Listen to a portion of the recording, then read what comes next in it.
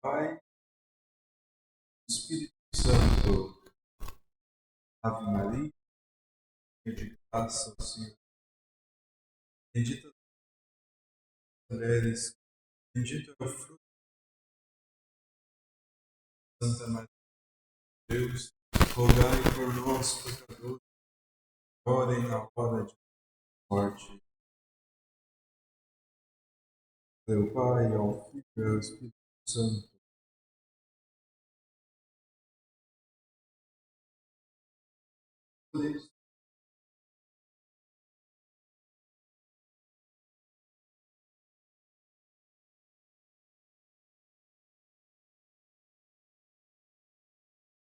Vamos lá, antes da gente começar, propriamente dito, Pentateuco, vamos falar da atividade que tivemos na semana passada. Todo mundo leu? Uns 6 textos, né? Um pouco mais. Lembra que eu falei que era para fazer uma associação entre a primeira coluna com a segunda, a primeira da primeira linha, a segunda linha, a terceira da terceira linha. Então é bonito ali, quando a gente fala do sacrifício de Isaac, só comentar um pouquinho.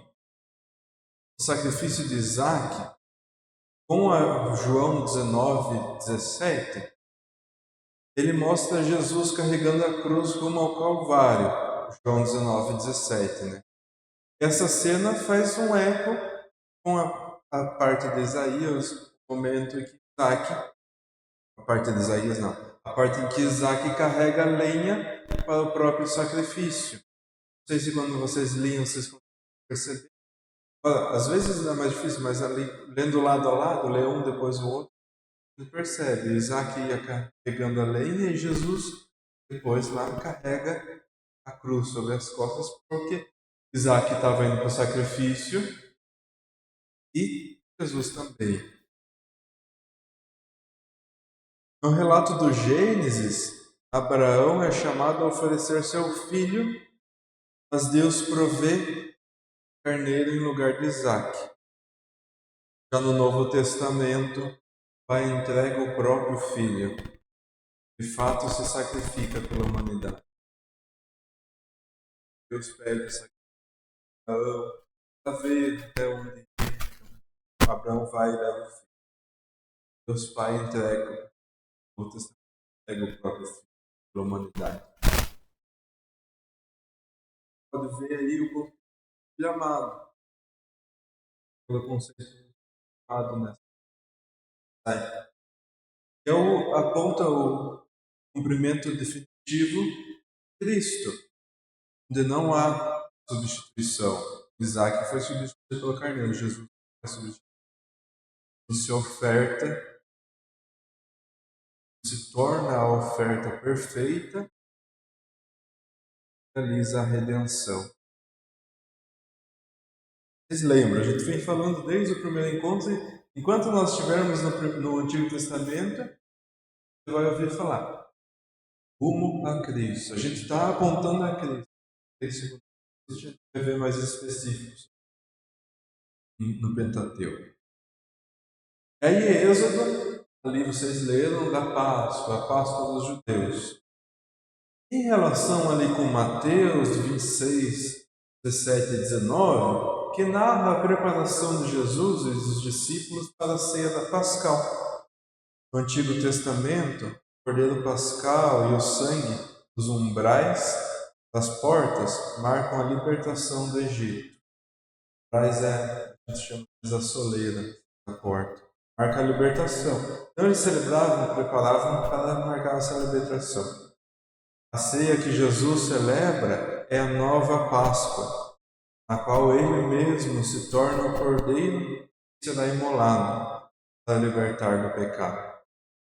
Enquanto eles iam celebrando a libertação, que foram libertados por Deus, estavam o cordeiro, passavam no umbral da porta. Jesus é o cordeiro que está se entregando na ceia. A gente vai celebrar aqui 15 dias, na Semana Santa, no Tríduo Pascal. A festa pascal no Êxodo simboliza a saída da escravidão. A gente falava da saída da escravidão. Eles celebravam a Páscoa para relembrar e comemorar essa saída. E o início de uma caminhada de fé. Vocês lembram? A gente falou há pouco tempo da história de Israel. No Novo Testamento, a Páscoa de Jesus inaugura a redenção definitiva e a aliança no sangue de Cristo. A gente vai falar um pouco hoje sobre a aliança, que é um dos temas. Vou falar mais específico. A gente já vem comentando, hoje a gente vai começar a aprofundar um pouco mais. Já ali em Números, livro dos Números, a gente vê o pessoal erguendo a serpente de bronze. E daí a gente fez relação com João 3, 13 e 16, que traz a fala de Jesus sobre ser levantado como a serpente no deserto. Aquela fala, quando a gente leu os dois juntos, a gente viu, Jesus falava sobre o tema. Em Números, a serpente de bronze erguida por Moisés curavam aqueles que olhavam para ela com fé. Jesus retoma essa imagem para explicar que, quando ele for levantado na cruz, Jesus subir na cruz, atrairá a todos a salvação. Assim como a serpente levantada no deserto por Moisés curava, a salvação vem por todos, com Jesus sendo levantado na cruz. Então, como a serpente foi sinal de cura, Cristo crucificado é sinal de vida eterna para quem crê nele. Mostra essa continuidade, então a gente percebe que continua. O Antigo Testamento, a fé do Antigo Testamento, a fé cristã que nós vivemos, vem a partir de Jesus. Percebe que vai seguindo. Esses textos exemplificam para nós a tipologia, os eventos, pessoas e símbolos do Pentateuco, apontam para uma realização maior em Cristo. Vamos pegar esses três textos e colocar o texto do Novo Testamento para a gente ver aqui. Ficar mais presente para a gente essa ligação de se eu ler, pensando no Novo Testamento, eu consigo achar. Claro, aqui foi dado os textos, mas a gente está estudando e a gente vai lendo e a gente vai conseguir ver mais. Em Gênesis, a oferta de Isaac antecipa o sacrifício do Filho, único de Deus.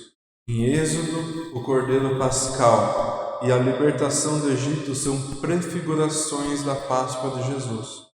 Em Números, a serpente de bronze levanta a expectativa de cura cumprida em Cristo crucificado. Esses paralelos confirmam que a história e as instituições do Antigo Testamento encontram sua plenitude no Novo Testamento, convidando-nos a ler o Pentateuco, que nós estamos lendo agora, com essa visão da fé cristã.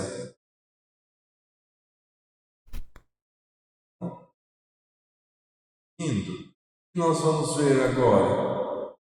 Pentateuco, já fizemos essa relação. E o que é Pentateuco?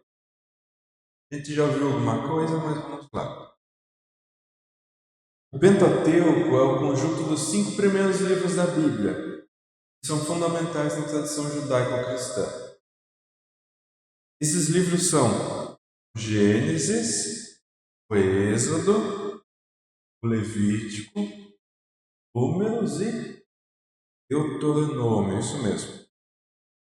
Que na tradição judaica, esse conjunto dos 5 livros é chamado de Torá, que significa lei ou instrução. Uma curiosidade para a gente sobre esses 5 primeiros livros. Eles já foram um só livro. Mas antigamente era tudo preenchido com pergaminhos. Era tudo enrolado, um rolo. Aí vocês imaginam um rolo escrito à mão de todo esse livro. Os 5 juntos, em um rolo só. Ficava um rolo muito grande. Então foram divididos em 5, mais ou menos a partir dos seus temas. E aí eles eram guardados em caixinhas. Então, Pentateuco penta, 5, teuco, caixa, 5 caixinhas. As 5 caixinhas que eram guardadas nos livros. Por isso que tem esse nome Pentateuco para nós, né? Dividido em 5. Só uma curiosidade assim para a gente entrar. Mas para os judeus são os livros da lei. Quando a gente escuta Jesus falando de a lei será cumprida, nem só uma vírgula da lei será tirada, são os 5 livros. Quando qualquer judeu fala da lei, ele está falando dos 5 primeiros livros, a Torá, que para nós é o Pentateuco. Esses livros reúnem as narrativas que explicam a criação do mundo, a origem da humanidade e do início da relação com Deus. A gente já viu ali a história. Esse conteúdo estabelece a base para a identidade e cultura do povo. Eles recuperam depois do exílio, a gente já vai ver isso. Depois do exílio, e lembra que a gente falava que eles estabeleciam uma base para eles, uma base cultural? É aí que eles estabelecem a base, a partir do Pentateuco. E cada livro contribui para uma parte essencial na história da redenção e formação espiritual. O Pentateuco é visto como a porta de entrada para toda a revelação divina que se cumpre no Novo Testamento. Como a gente via na atividade, algumas partes se cumprindo, que o Pentateuco falava, se cumpre no Novo Testamento. O Pentateuco é onde inicia tudo. Sua importância transcende, passa para fora do tempo, sendo uma referência para a fé e a prática religiosa até os dias de hoje. Na nossa Bíblia a gente tem, agora um pouco na celebração, nós vemos o livro do Pentateuco. Ele tem muitas lições de obediência, justiça e comunhão com Deus. Entender o Pentateuco é essencial para compreender os alicerces da fé. Por isso que nós vamos ter 3 encontros sobre o Pentateuco. Esse é só o primeiro. É ali onde se baseia toda a nossa fé. É ali que tem a lei. Jesus mesmo falou: eu vim abolir a lei. E a gente sabe que tinha gente que queria seguir Jesus para facilitar a lei, mas ele mesmo falou que não é para facilitar a lei. O Pentateuco é considerado uma revelação divina dada a Moisés. A gente escutava sobre Moisés, vimos lá na sarça ardente. Ele é o grande mediador entre Deus e o homem. Ele fundamenta a fé e a moral do Antigo Testamento, oferecendo diretrizes claras para o viver. Então é sempre Moisés, a lei de Moisés. Quando a gente vê lá no Novo Testamento Jesus conversando com Moisés e com Elias na transfiguração, a gente vê outro dia no domingo. Quando aparece Moisés, ele representa a lei. Moisés no Antigo Testamento, lei. Lembrem disso, é importante para fixar. Moisés é lei.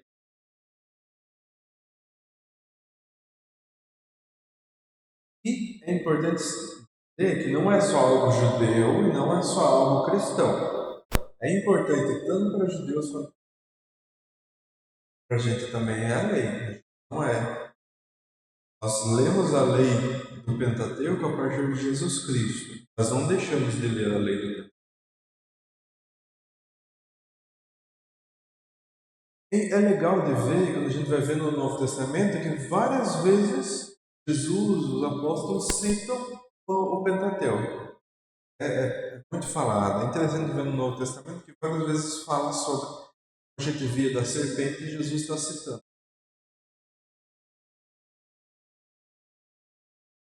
A autoridade dos textos se manifesta em forma como esses livros moldam a ética e a prática religiosa.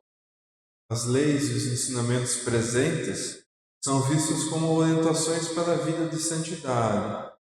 Como viver santamente, pelo Pentateuco, a partir de Jesus.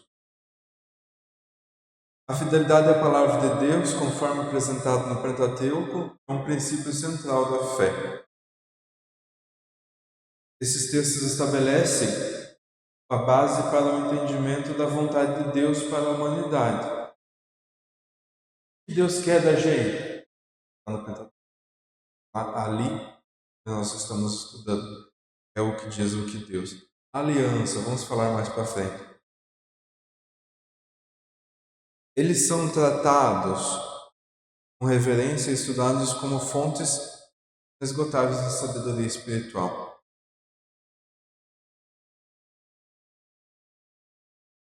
E para nós, para a história da salvação, lembra que nós estamos dentro da história de salvação, fazemos parte, nós somos salvos por Jesus. O que é importante na história da salvação? O Pentateuco narra a história desde a criação do mundo até a preparação para a entrada da Terra Prometida. Fala da vida de Moisés. Porque Moisés, a gente sabe, ele não entra em Canaã, na Terra Prometida, ele não chega a entrar. Os 5 primeiros livros vão até preparar para entrar. Depois que entra, a gente começa com Josué, os outros livros. Só para a gente recordar o que a gente já viu. Fala da aliança até com Abraão, até a entrada.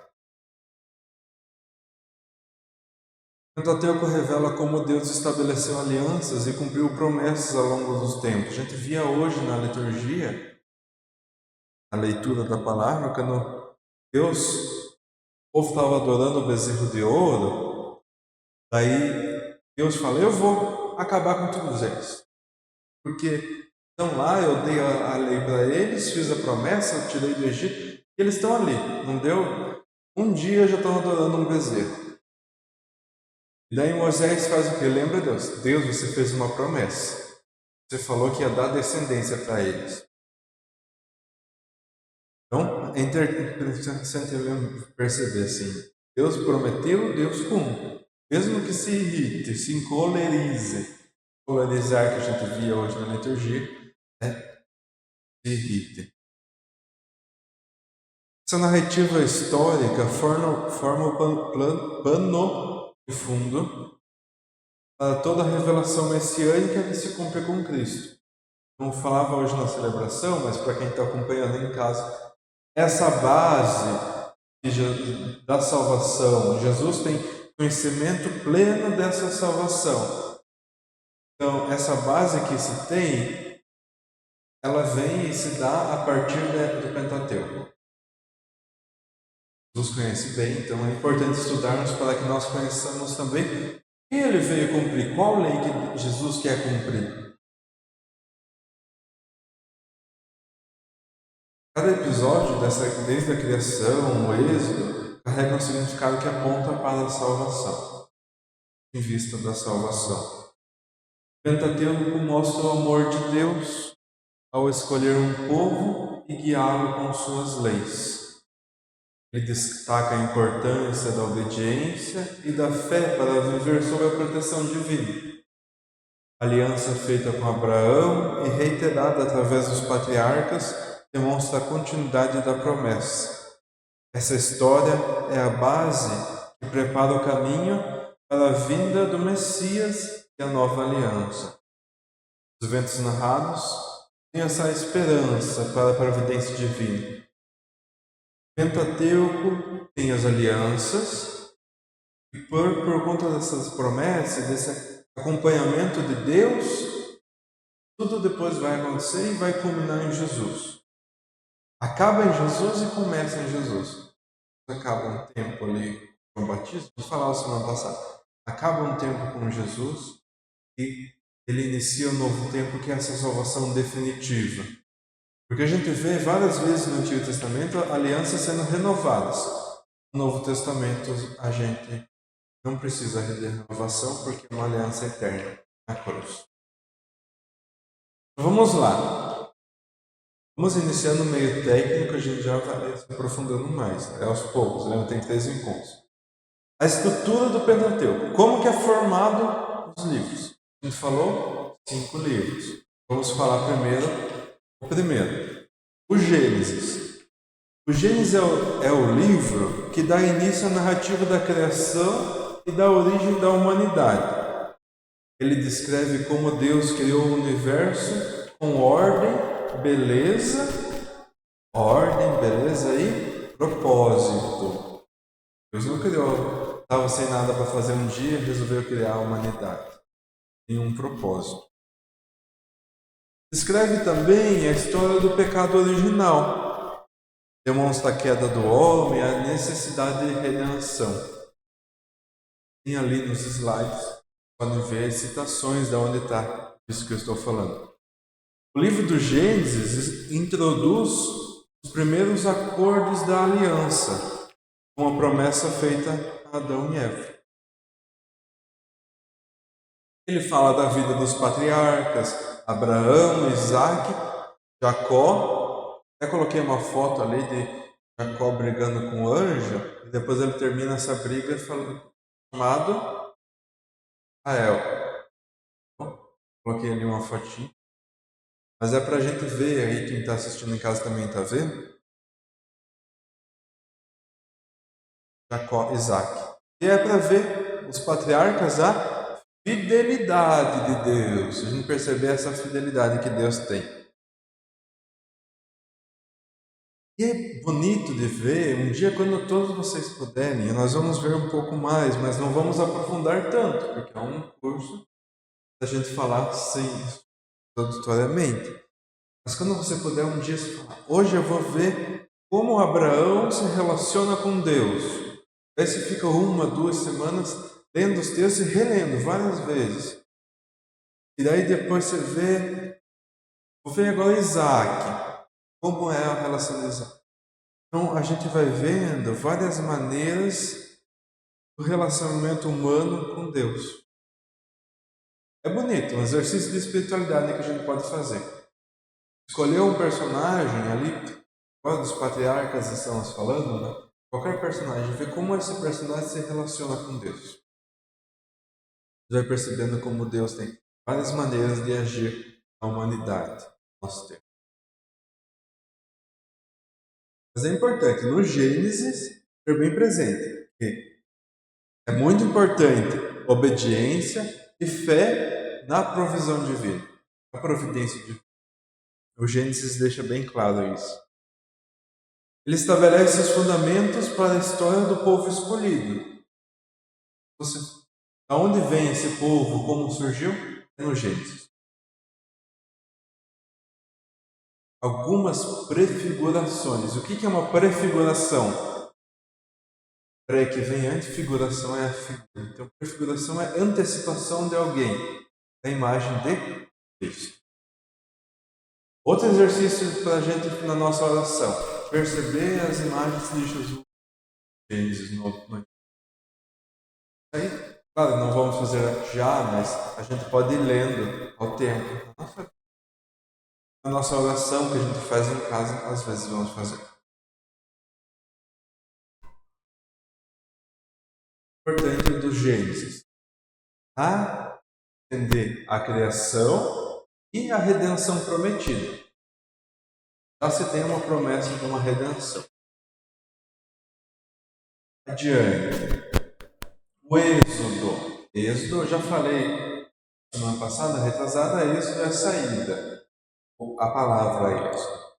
E nada mais que relata a libertação do povo de Israel da escravidão do Egito. Caminho. O povo é libertado e sai em caminho. Esse livro mostra o chamado de Moisés. Coloquei na foto ali a sarça ardente. Lá no fundo, Deus falando da árvore pegando fogo, a sarça. É a imagem ali, mas só para uma representação. Moisés ali tirando a sandália, já porque é território santo. E Moisés vai se tornar o líder da libertação. Até a entrada na Terra Prometida, até as portas da Terra Prometida. Conta as pragas do Egito, poder soberano de Deus, a travessia do Mar Vermelho, um dos maiores milagres ali da salvação.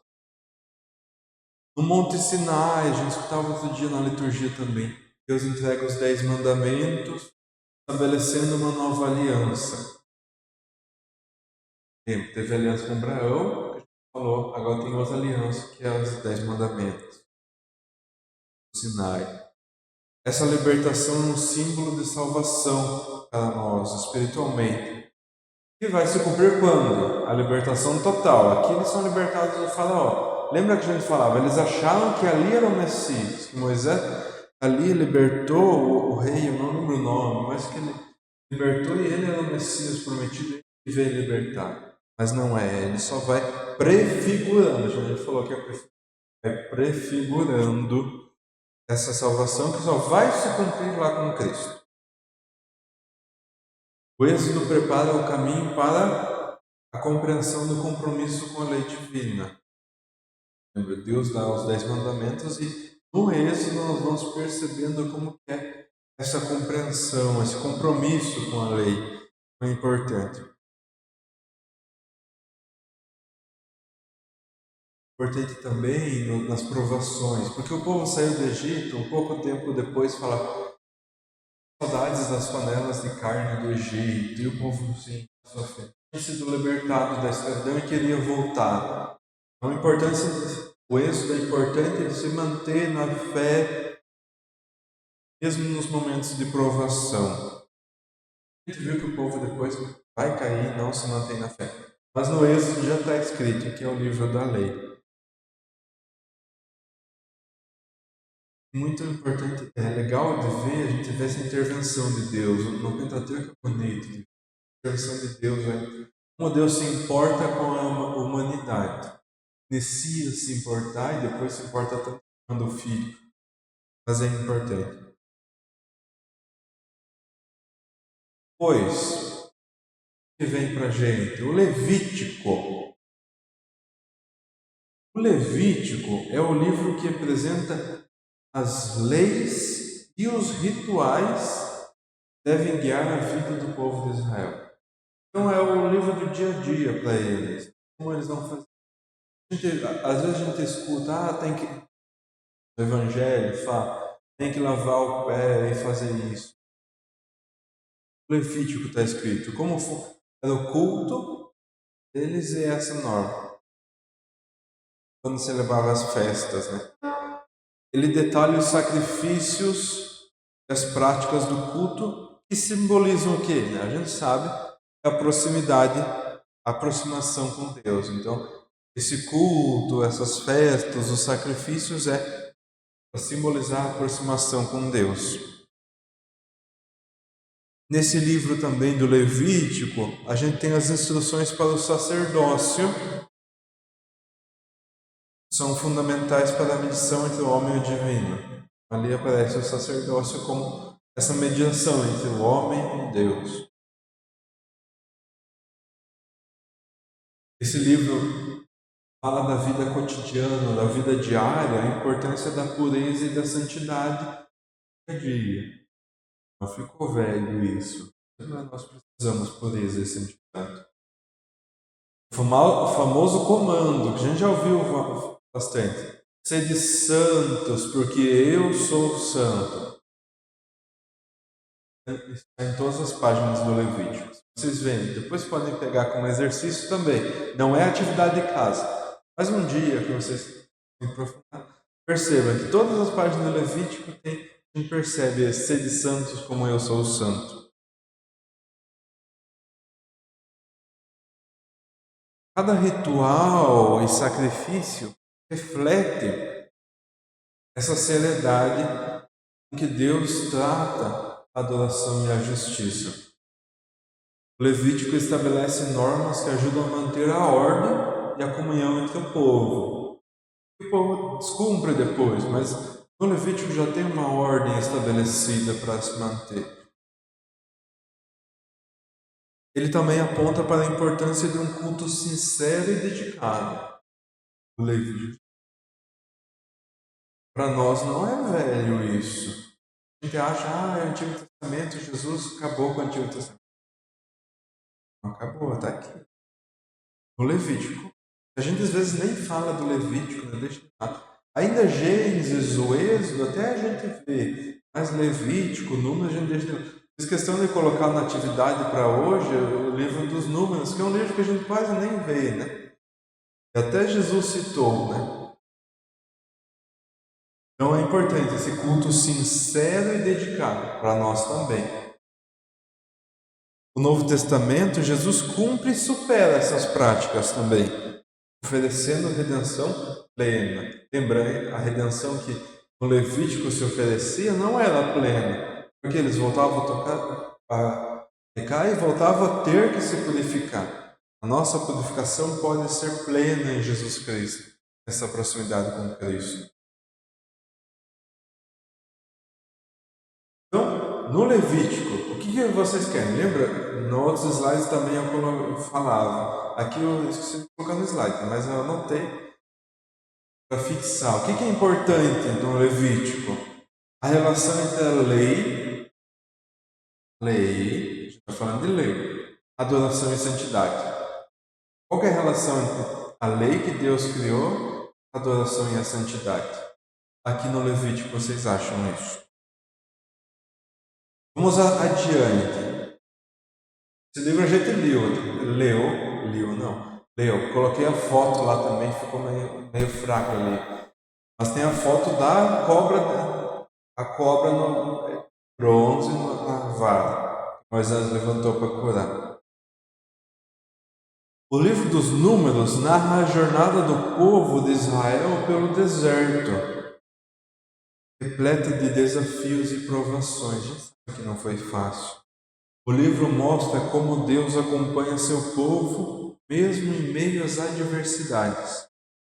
Ele apresenta a organização das tribos e a contagem do povo.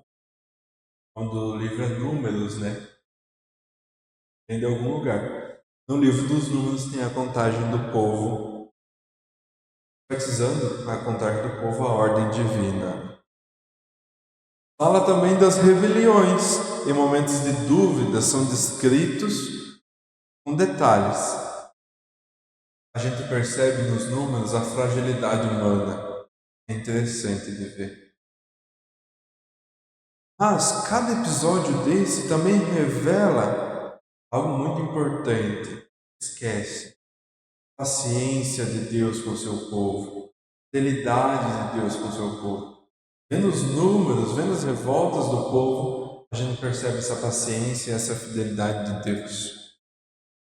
A peregrinação pelo deserto serve como metáfora para nós, como a nossa jornada espiritual. Às vezes a gente se revolta, né, com Deus, às vezes a gente tem dificuldades, parecem adversidades. E a gente consegue perceber que Deus tem paciência conosco, que Deus é fiel conosco. Mesmo entre as nossas falhas, a gente percebe nos Números, Deus oferece perdão e restauração.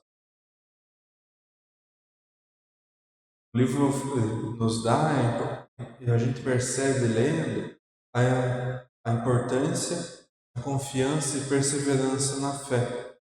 Ele prepara o povo para a entrada na terra prometida, que é um símbolo de renovação. O povo entra na terra, ele está renovado. A gente lia no domingo as leituras, agora o parto da quaresma. Essa entrada, o povo colhendo os frutos, eles estavam renovados, todos receberam a circuncisão, todos fazem parte da aliança. E vamos, qual que é o último?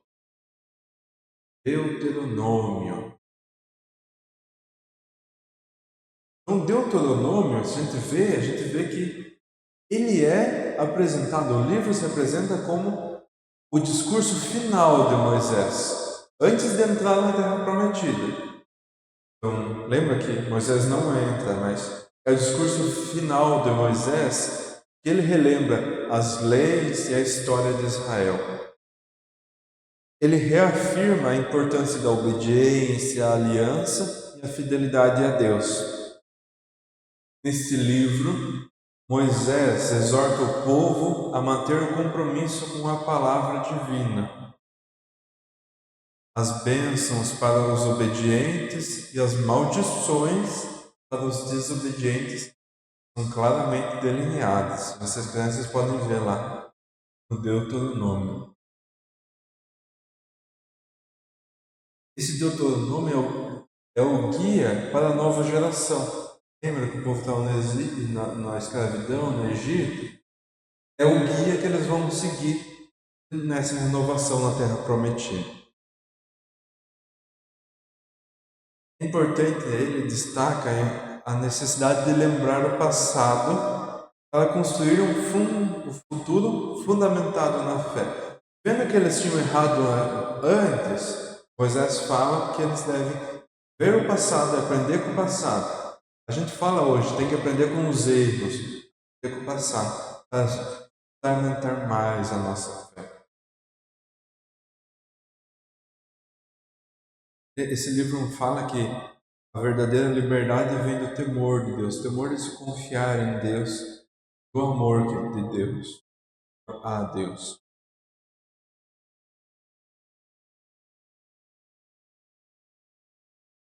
Qual é a mensagem central desse livro? É de que a obediência à lei resulta em bênçãos e prosperidade. Se eu sou obediente à lei, eu vou ter bênçãos e prosperidade. Mas o mais importante para nós é entender que esse pacto eterno entre Deus e o povo. Moisés está termina o livro logo antes da falecer, né, antes de do povo entrar na Terra Prometida, e demonstra esse pacto eterno, essa aliança que Deus faz mesmo com o povo.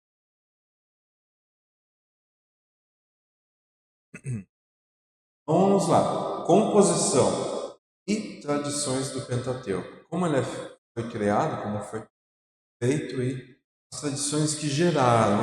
Aqui é importante, a gente vai ver, mas vamos passar mais rapidamente sobre isso, mas é importante saber.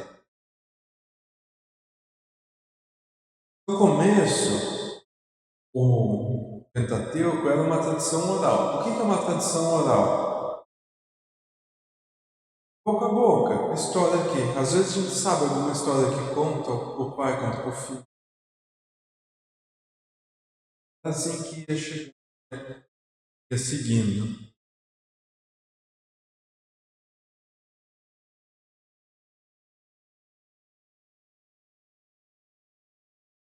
Depois, claro, vai ser escrito. Eu estava procurando, anotado quando foi.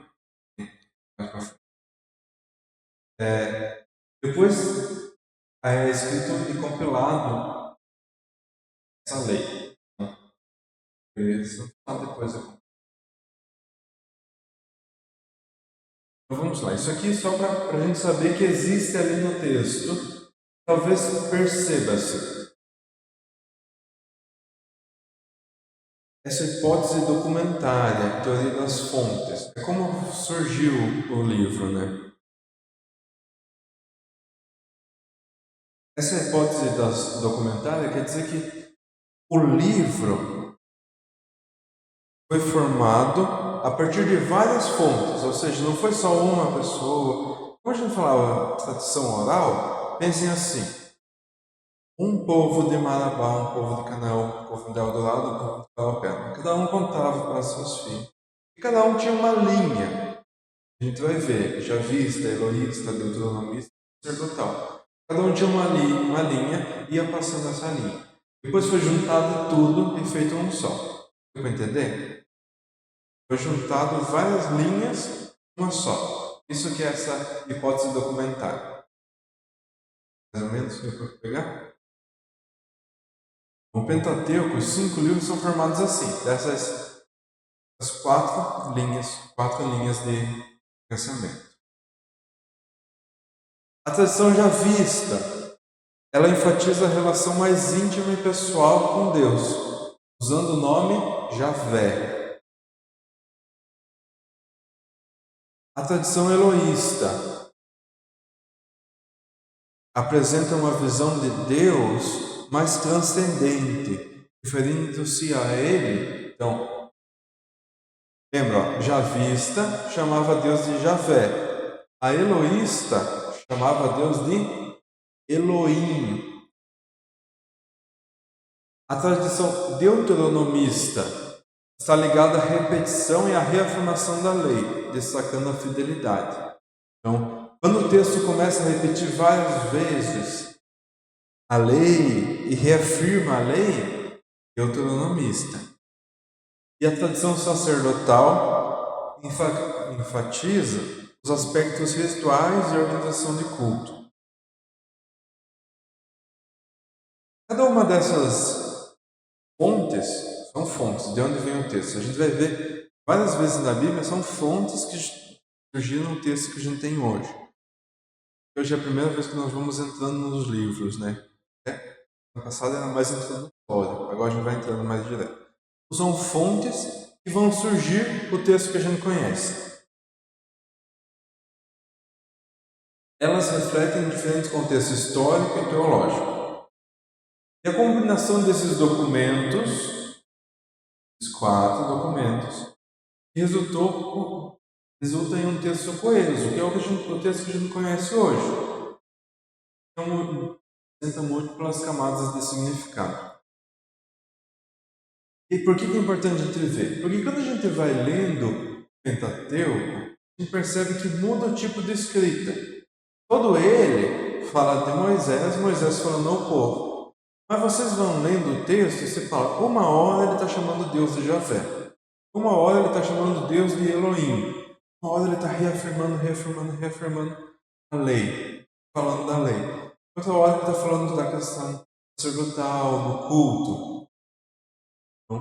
Para vocês perceberem que não foi uma pessoa que sentou e escreveu tudo, são vários documentos que estão no texto. Tá?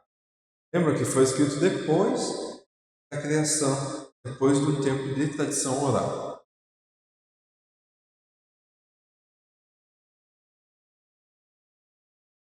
Então, daí a gente entende que não é tão simples compreender o texto. O texto não é tão fácil, né? Porque ele tem. Só aqui que a gente está vendo por cima são 4 estilos de texto dentro de um único texto.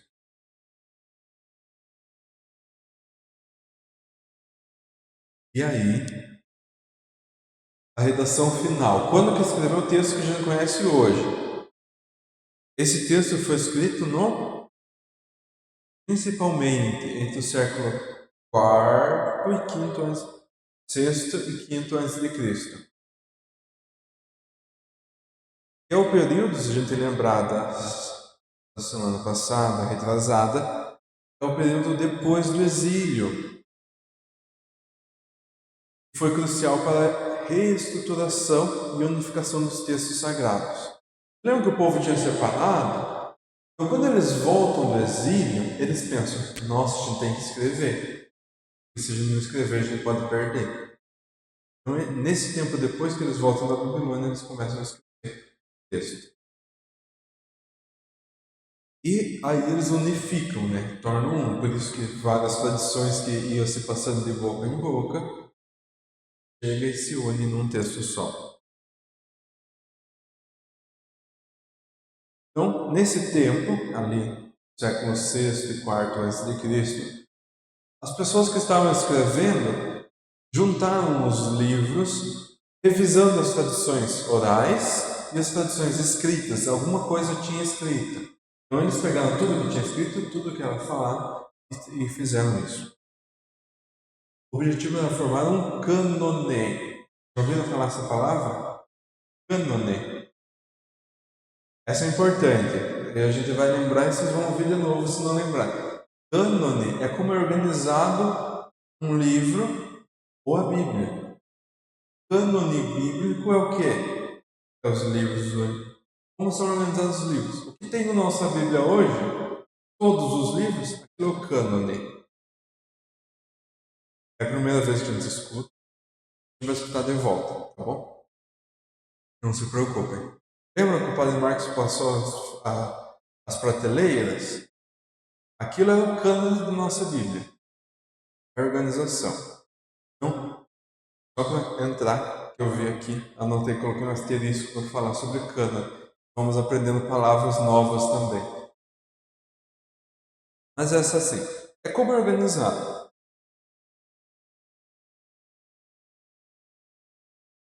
Então, o objetivo era formar um único texto, um único cânone que orientasse o povo de Israel em sua fé. Então, quiseram juntar tudo para ficar um único texto que orientasse o povo.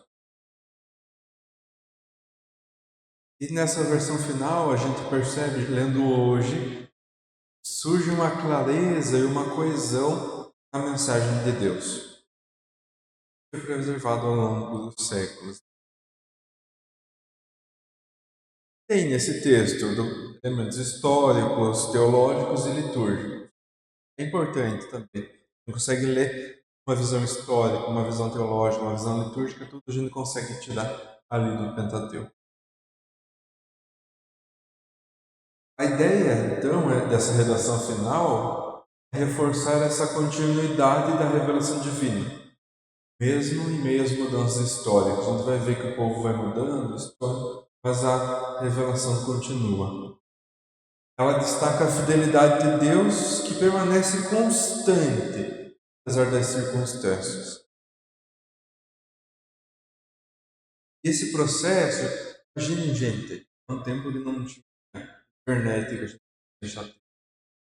Imagine o trabalho que foi achar texto, conhecer gente que sabe história, juntar tudo o povo. Imagina quem escreveu, quem compilou. Por que falo isso? Para a gente perceber que Deus inspira o povo a compilar esse texto e escrever. Para que a gente tivesse hoje, aqui, 2025, a gente possa ter esse texto. 2500 anos depois da compilação, a gente percebe que é Deus. Vamos adiante. O Pentateuco e a história da salvação. Então, a aliança com Deus. Agora a gente está falando de um tema específico, a história da salvação. Não mais escultura, tema dentro do Pentateuco. A aliança de Deus com Abraão é o ponto de partida de toda a história da salvação. É onde Deus promete transformar Abraão em uma grande nação. Essa promessa estabelece o compromisso divino com o povo de Israel, todo o povo. Essa aliança inclui bênçãos que se estendem às gerações futuras. Ela é a garantia de que Deus sempre estará presente para guiar e proteger o teu povo. É o que nós estávamos vendo.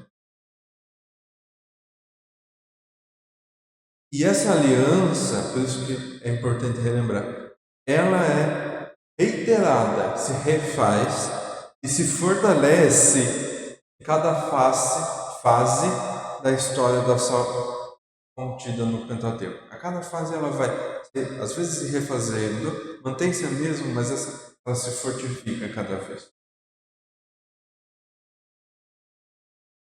E é bonito perceber a aliança com Deus essa intenção que Deus tem de restaurar a humanidade. Deus vê o que está acontecendo, e Deus fala, eu vou intervir. Eu vi o sofrimento, eu vou intervir. Deus quer restaurar a humanidade. Então, ainda dentro da história da salvação, essa criação da nação do povo de Israel, que é desde o período da escravidão até a libertação. O Êxodo é o evento que marca a transição de um povo oprimido para uma nação livre. A intervenção divina em favor do povo evidencia o cuidado e a misericórdia de Deus. Israel recebe a lei que define essa identidade. É importante, a gente já viu, essa perseverança e a importância do relacionamento com Deus. É ali que forma essa continuidade de Deus com o povo, é ali que se forma uma nação. Junto tendo as leis, recebendo a lei, mas é ali que se forma.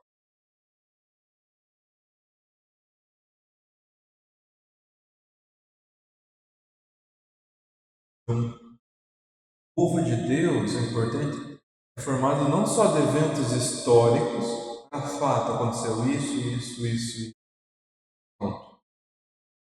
Mas é formado sobre essa intervenção de Deus, essa ação transformadora de Deus na humanidade.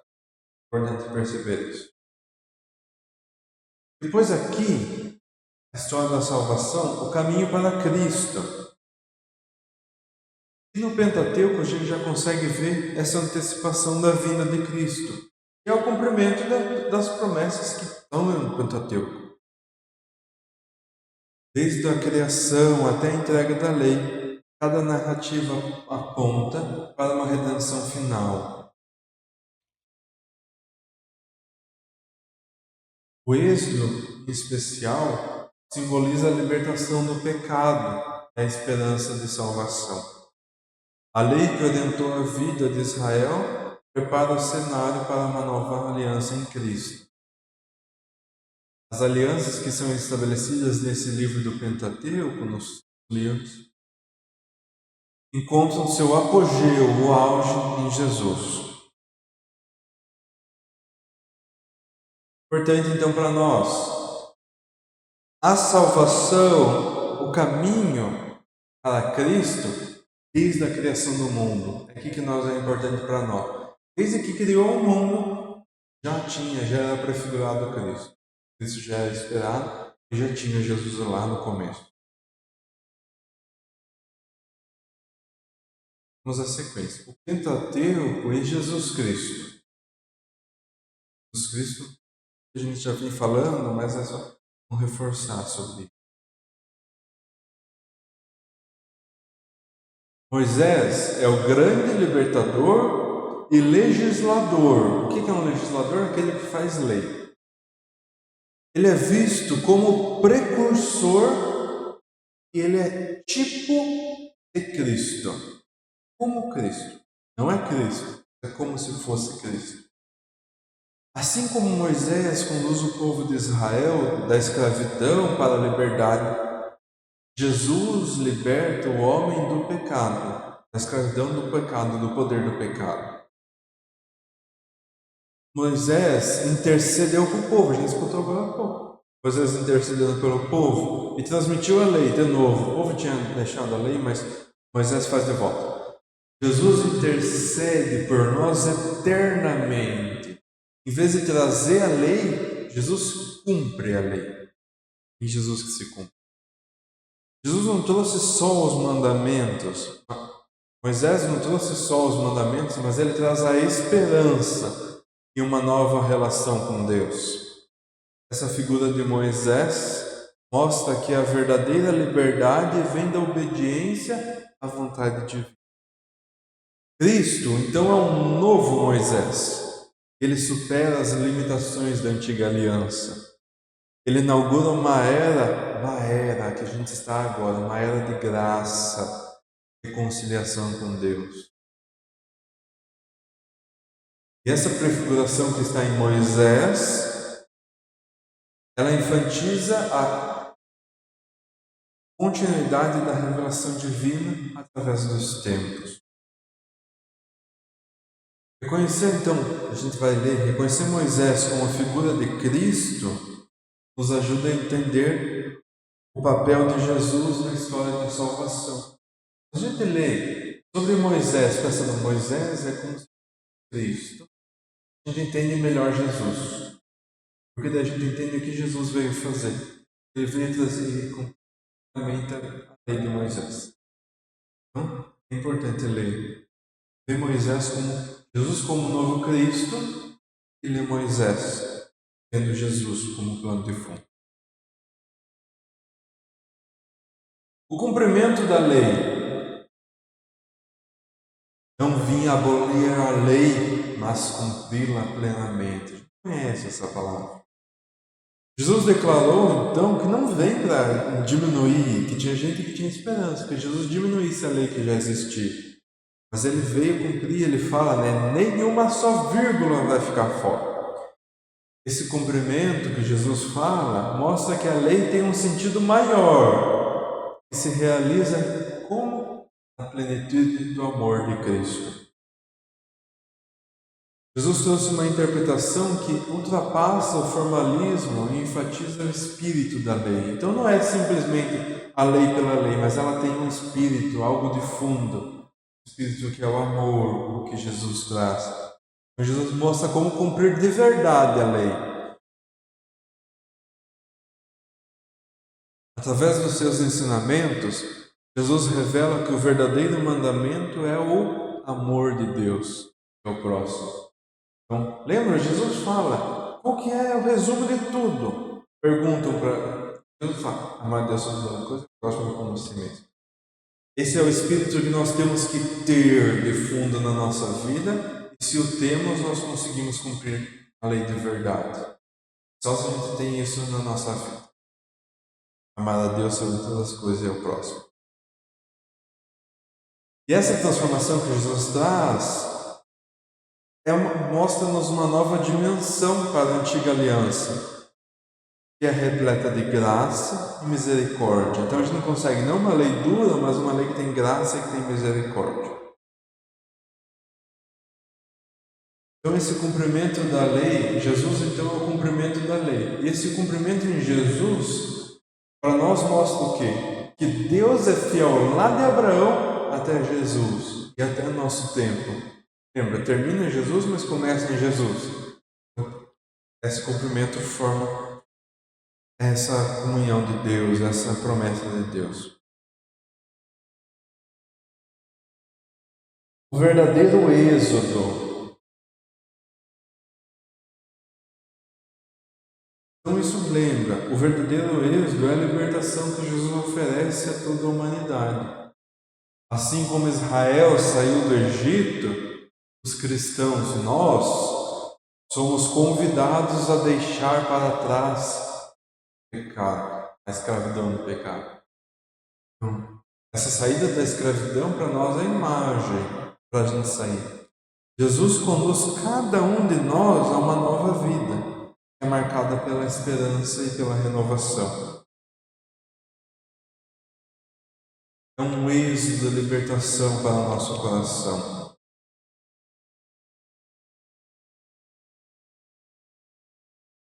A travessia do Mar Vermelho, quem conhece o Mar Vermelho? É a mudança que ocorre no nosso batismo. A gente não consegue associar a água. Cristo, ao conduzir seu povo, mostra que a verdadeira libertação vem da fé e da graça. Esse processo de libertação nos chama a abandonar o velho eu e abraçar uma nova identidade. Rapidamente, a Torá e a teologia da aliança.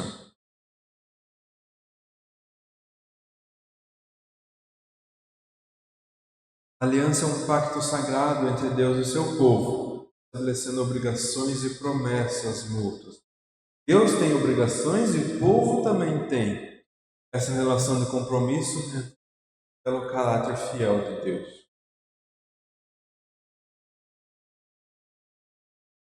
E aí nós conseguimos ver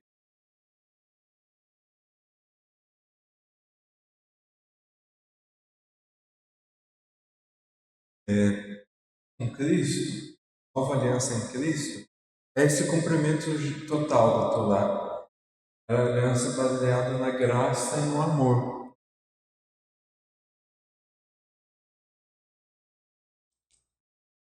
Eu estou vendo.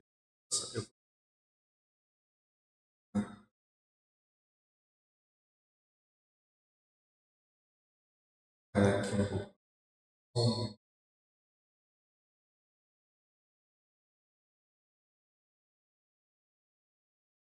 Moisés e a cristologia bíblica. A gente falou um pouco, mas vamos aprofundar isso aqui. É importante para nós. Vai falar mais 2 dias e vamos falar bastante sobre Moisés. O Marcos vai falar para a gente nos próximos 2 encontros. Vamos falar sobre Moisés. Moisés então é tido como mediador entre Deus e o povo. Ele é reconhecido como Moisés é sinônimo, ou seja, a mesma coisa que lei. Moisés é um dos maiores, ele é muito importante, por isso que a gente está falando mais sobre ele. Moisés tem um relacionamento íntimo com Deus, revela a vontade de Deus ao povo. Então, essas ações e palavras de Moisés mostram a identidade do povo, por isso que a gente está falando. Moisés é exemplo de liderança e obediência. Ele é um paralelo, então, com Cristo. Então, lado a lado, Moisés e Cristo, como mediador perfeito.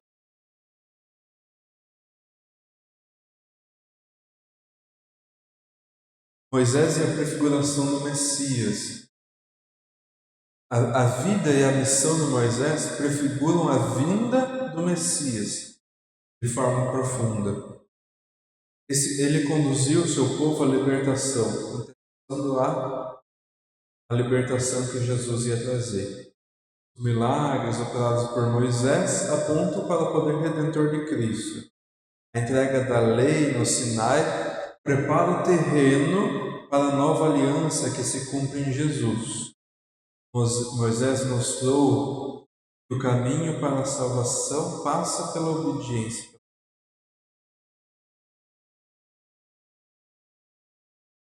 E, gente, era isso. Deu tempo. Deu tempo.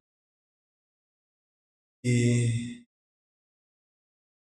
a atividade da semana que vem. Essa atividade o Padre Marcos passou para a gente se preparar. Deixa eu ver se está passando na gravação.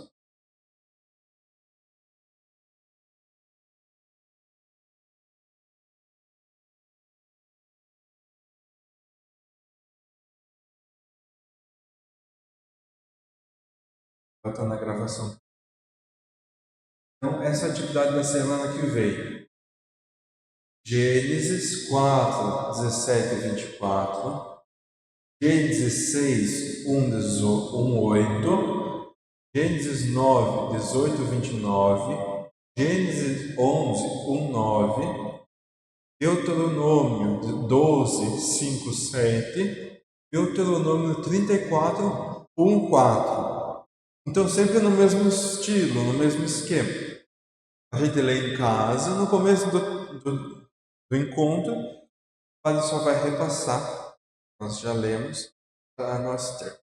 Quem não conseguiu anotar, pode tirar foto aqui ou depois no YouTube passa lá para o finalzinho, quem está assistindo, quem está aqui ao vivo, aí já passa. Vamos fazer uma oração para terminar nosso encontro.